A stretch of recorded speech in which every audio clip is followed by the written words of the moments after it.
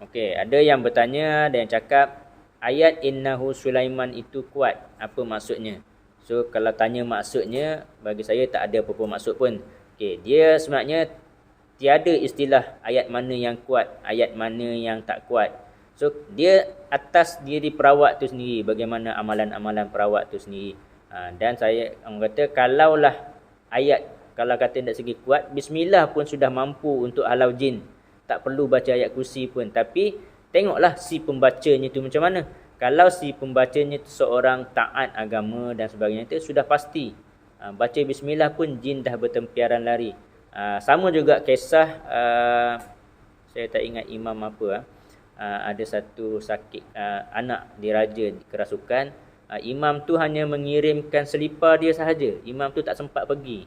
So selipar tu saja pun jin tu sudah takut. Sebab betapa jin tu bukan takut kepada selipar tu. Jin tu takut kepada tuan punya selipar yang begitu taat. Orang yang alim dan orang yang taat. Dia takut kepada tu. So maksudnya tiada ayat yang kuat ataupun ayat yang power, super power. Apa juga ayat yang kita baca, jika kita baca dengan betul, tajwid yang betul, niat yang betul, dia akan menjadi super power. Cuma bagi kita orang awam, kita tidak mahir.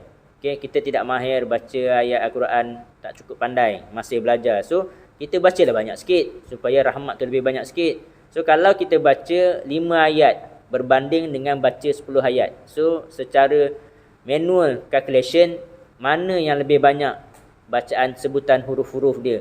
Kan hadis dah bagi tahu, satu huruf tu 10 pahala misalnya. So kalau kita baca 10 ayat, maka kita akan lebih dapat banyak pahala. Semoga lebih banyak rahmat. So sebab tu dalam orang yang nak belajar dengan saya memang sangat mengutamakan menghafal 20 ayat yang asas tu. Okay, supaya kita baca banyak. So dan juga saya nak jelaskan juga, kalaulah ayat innahu Sulaiman tu cukup power, sudah pasti ayat tu menjadi ayat utama dalam modul-modul untuk belajar. Dan setahu saya ayat tu hanyalah sebagai tambahan-tambahan saja dalam mana-mana buku ataupun mana-mana modul.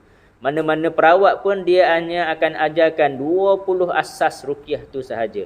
Yang lain-lain tu sebagai tambahan. So kalau ayat tu cukup terlalu power dan terlalu hebat, sudah pastilah ayat tu menjadi ayat yang pertama sekali untuk diajar oleh guru-guru lah. Itu jawapan saya.